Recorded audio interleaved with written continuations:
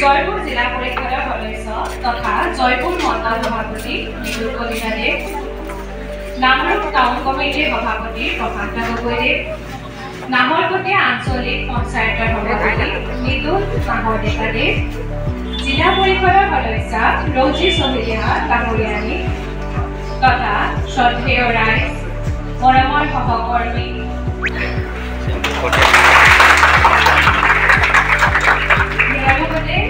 আমাৰ বিদ্যালয় যি ছাত্ৰভাগী আগবঢ়াই দিবৰ বাবে আমাৰ বিদ্যালয়ৰ সহশিক্ষয়িত্ৰী বিজু বকতিয়াল বাইদেউক অনুৰোধ জনাওঁ।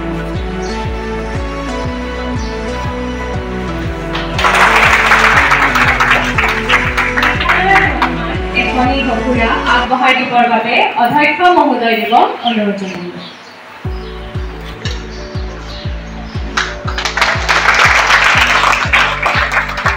ধন্যবাদ সকলোজনলৈ। ইয়াৰ পাছত আমাৰ মাজত উপস্থিত জয়পুৰ জিলা পৰিষদৰ সদস্য তথা জয়পুৰ মণ্ডলৰ সভাপতি মৃদুল কলিতা দেৱক এখন চেলেঞ্জ চাদৰ আগবঢ়াবৰ বাবে আমাৰ মাজত উপস্থিত ৰূপজ্যোতি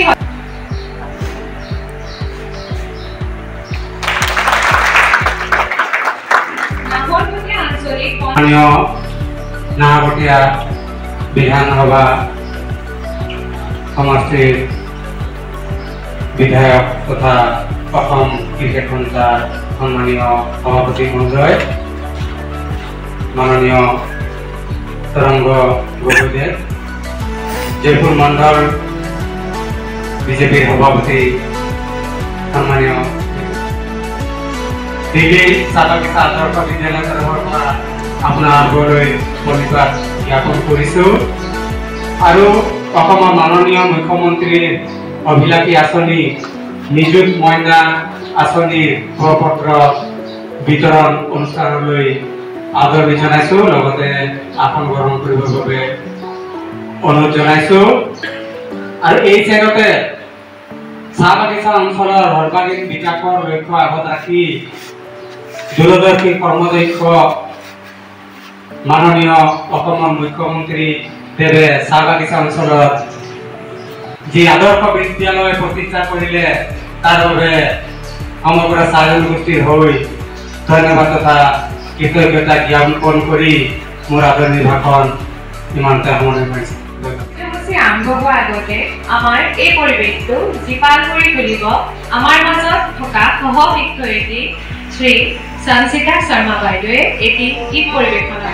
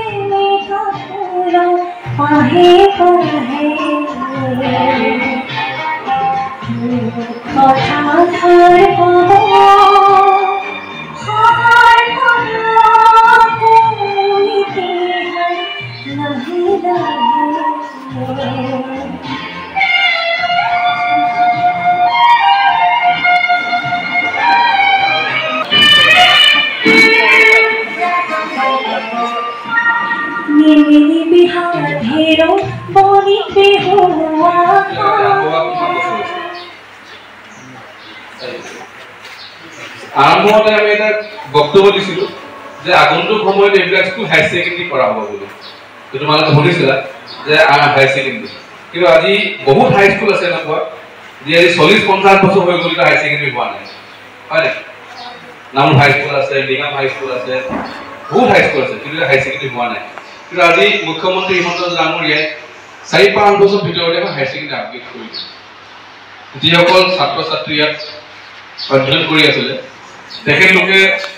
হায়াৰ ছেকেণ্ডেৰী পঢ়িব এতিয়া যোৱাবাৰ মোক কৈছে তেখেতে তোমাৰ কিমানে পাছ 13টা পাছ কৰাৰ পাছত অকল এডমিশ্যন কিমান হ'ল 5, 3গৰাকী মেল 2গৰাকী ফিমেল, দুজোট মানে 2গৰাকীকে দুজনৰ নামটো আছে। এতিয়া বাকী সকল চাগে ইয়াতে পঢ়ি হ'লে কেৱল দেৰি হ'ল, তো যে আৰম্ভ যেহেতু হ'ল অহা কৰাৰ পৰা আশা কৰি যোনে মেট্ৰিক পাছ কৰিব যাতে ইয়াতে পঢ়িব পাৰে এতিয়া নিযুত মইনা কি হয় নিযুত মইনা এটা আচলি যি ছাত্ৰীসকলক আমি এটা মাহেকে মাননি দিওঁ কিয় এটা ভালকৈ পঢ়িব লাগে মোৰ তোমালোক এটা অনুৰোধ বিশেষকৈ বাগানৰ ল'ৰা ছোৱালী বেছিকৈ আছে প্ৰায় টি গাৰ্ডেন মল বাগানৰ থাকে বাগান পৰিৱেশবিলাকত আমি আগত দেখা পাওঁ যে আগতে কোনো প্ৰায় ছোৱালীবিলাকে জলদি বিয়া হৈ যায় হয় নহয়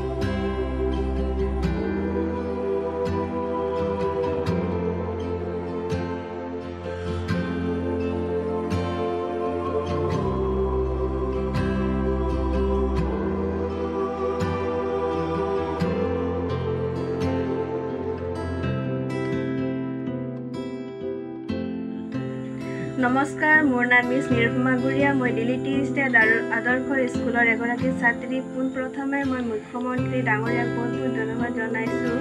কাৰণ এই নিযুত মইনাৰ যোগেৰে মই স্কুল অহা যোৱা সময়ত বা যান বাহন বা খোৱাৰ ক্ষেত্ৰত যিকোনো ক্ষেত্ৰত মোৰ এইখিনি